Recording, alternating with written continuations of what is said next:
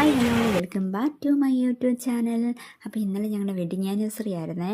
അപ്പോൾ വീട്ടിൽ നിന്ന് അച്ഛനും അമ്മയും അനിയനും ഒക്കെ വന്നിട്ടുണ്ടായിരുന്നു. അപ്പോൾ പെട്ടെന്ന് ഞങ്ങൾ വീട്ടിൽ ഇരുന്ന് ആഘോഷിക്കാമെന്നാണ് വിചാരിച്ചത്. അപ്പോൾ പെട്ടെന്ന് അനിയത്തി പറഞ്ഞു, നമുക്ക് എവിടെയെങ്കിലും കറങ്ങാനൊന്ന് പോയാലോ, എന്നിട്ട് പുറത്തുനിന്ന് ഫുഡൊക്കെ കഴിച്ചാലോ എന്ന്. അപ്പോൾ ഞങ്ങൾ പറഞ്ഞു ഓക്കേ എന്ന് പറഞ്ഞു. അച്ഛൻ ആദ്യം പറഞ്ഞു ഓക്കേ എന്ന്. അതിപ്പോൾ വിൻഷേട്ടനും പറഞ്ഞു നമുക്ക് പോകാമെന്ന് പറഞ്ഞു. അപ്പോൾ പിന്നെ വീഡിയോ എടുക്കുന്നതിനാകട്ടോ അവൻ അവിടെ മറിഞ്ഞൊക്കെ ഇരിക്കുന്നത്. പിന്നെ ഞങ്ങൾ പത്തനംതിട്ടയിലൊക്കെ വന്ന് ഒരു ഹോട്ടലിൽ കയറി ഫുഡൊക്കെ കഴിക്കാൻ വേണ്ടി ഇരുന്നു. എല്ലാവരും ബിരിയാണിയാണ് പറഞ്ഞു. എല്ലാവരും എന്ന് പറഞ്ഞാൽ ഞാനും അനിയത്തിയും അമ്മയും ബിരിയാണിയാണ് പറഞ്ഞു കേട്ടോ. അനിയത്തി തലശ്ശേരി ബിരിയാണിയും ഞാനും അമ്മയും നോർമൽ ബിരിയാണിയാണ് പറഞ്ഞു കേട്ടോ. അവർ വിനിഷേട്ടനും അച്ഛനും അനിയനും കൂടെ പൊറോട്ടയും ബീഫ് കറിയാണ് പറഞ്ഞത്.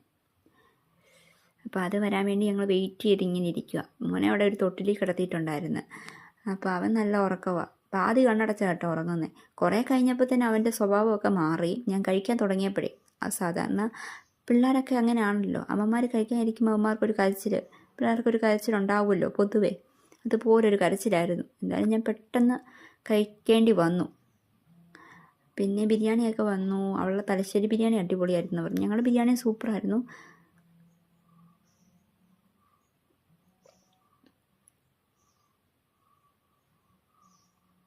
പിന്നെ വിനിഷേട്ടൻ്റെ ബീഫ് കറി വന്നപ്പോൾ തന്നെ ഡാറ് ടേസ്റ്റായിരുന്നു. അപ്പം ഞാൻ പറഞ്ഞു കുറച്ച് ബീഫ് കറി എനിക്ക് തരാമോ എന്ന് ചോദിച്ചപ്പോൾ വിനിഷേട്ടൻ എൻ്റെ പാത്രത്തേക്ക് കുറച്ച് ബീഫ് കറിയൊക്കെ എനിക്ക് എടുത്തിട്ട് തന്നു. അതെല്ലാം കഴിഞ്ഞ് ഞങ്ങൾ കൊല്ലം ബീച്ചിൽ ചെന്ന് അവിടെ ചെന്നിട്ട് ഒരു നാരങ്ങയോളം കുടിച്ചു. അയ്യോ എന്തുമായിരുന്നു അതും. എന്തായാലും കട്ട ഫ്ലോപ്പായിരുന്നു. അതെല്ലാം കഴിഞ്ഞ് ഞങ്ങൾ ബീച്ചിലോട്ടൊക്കെ ഇറങ്ങി. ഭയങ്കര ജനമായിരുന്നു കേട്ടോ. ഈ വീഡിയോയ്ക്കകത്ത് കാണുന്ന പോലെ ഒന്നുമല്ല, അട്ടാറ് ജനമായിരുന്നു. പിന്നെ അവിടെ കുറേ പേര് പട്ടമൊക്കെ പറത്തുന്നുണ്ട്. അതൊക്കെ കാണാൻ നല്ല രസമായിരുന്നു കേട്ടോ. അതൊക്കെ പഴയ ഓർമ്മകളായിട്ട് അങ്ങ് തോന്നി. പിന്നെ മോളവിടെ ഇരുന്നുകൊണ്ട് മണ്ണിനകത്ത് ഐയൊക്കെ ഇരുന്നുണ്ടായിരുന്നു. വീട്ടിലാണെങ്കിൽ ഞാൻ മണ്ണിനകത്തൊക്കെ കളിച്ച വഴക്കൊക്കെ പറയും കേട്ടോ. പിന്നെ അവിടെ നിന്ന് കുറച്ച് വീഡിയോസൊക്കെ എടുത്തു തന്നു എനിക്ക്. പിന്നെ കപ്പിൾസൊക്കെ ഉണ്ടായിരുന്നു കേട്ടോ.